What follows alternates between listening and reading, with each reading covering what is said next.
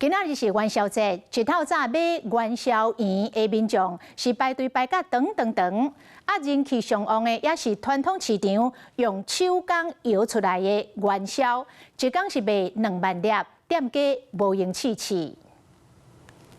台北南门市场的老二号糕仔饼店，早起时下员工无闲甲变贵，伫咧摇元宵。为初九开始卖到元宵节即天，买气愈旺，来的人客量比平常时下加1-2成，一天上侪当做到2万粒。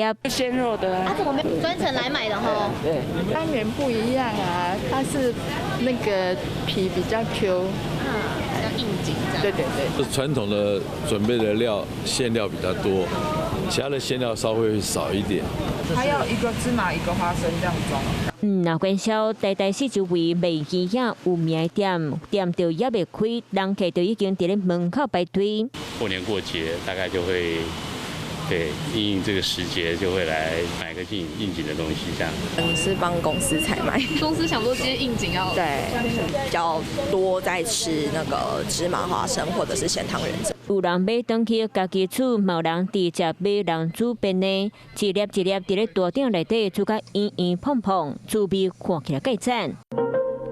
就和车轮饼业者嘛对着元宵节相机，甲饼皮掰开，内底竟然包 QQ 的元宵，到馍啊、土豆啊，敢若用筷都互人看甲吞嘴烂。